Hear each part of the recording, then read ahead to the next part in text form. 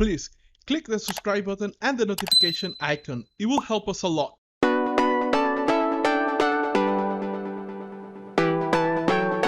Yeah, it's a great question, because when I left the studio world of working at a major studio, I chose basically in the span of a week that I wanted to work freelance, and I talked to my wife about it. She was highly supportive, and she has a really good paying job, so that helped. I think if I was by myself, if I was single, if I wasn't married, I was on my own, it would have been a lot harder to make that decision, because I would have had to either have a little bit of savings set aside to float me until I get to where I wanted to go, or just be super confident and push really hard to try and make money right away. Because I'd say after the first 3 months of starting freelance, I did have moonlighting jobs back when I was working at a studio. I'd come home in the evening and work on oddball jobs for people and stuff, for like, you know, Blizzard or Magic, you know, Magic cards, doing illustration work for trading card projects and things like that. But it was, I needed more long-term projects that were like, you know, a month long or 3 months long. And I finally got this gig. I forget the name of the company, but they quickly went out of business basically after I signed the contract, and they put me down for 3 months of work, and I had only been working for them for like 2 weeks, and they closed their shop, but they honored the 3 months of work that they said they were going to give me. So I got a huge check for 2 months, for 2 weeks worth of work. And my wife patted me on the back, was like, this is going to work out great. And I told her, this is a total fluke. This never happens.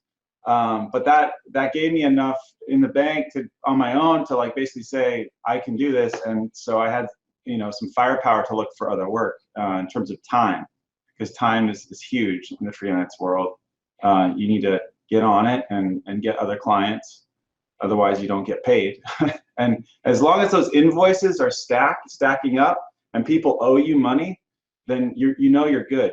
If the invoices start going away and you have no invoices out and you're sort of working on things, but not, then you're not going to be getting paid. So I had a little stack of invoices finally, and I knew I was finally building a career as a freelance artist.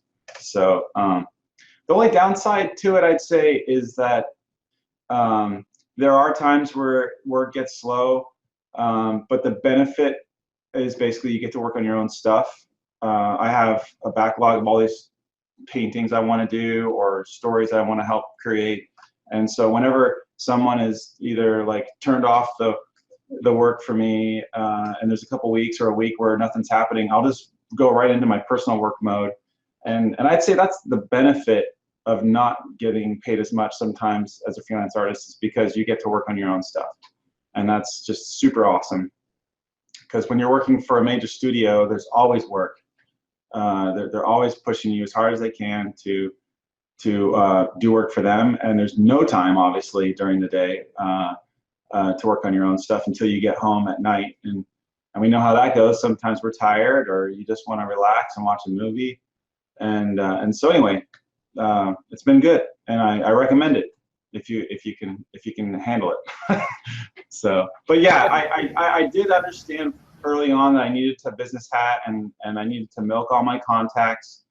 And I will say, working at major studios early on in my career helped me get the contacts I needed to work for freelance, because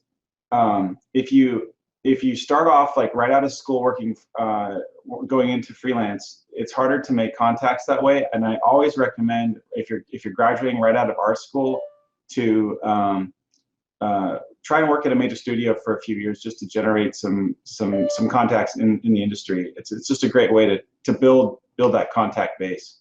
So.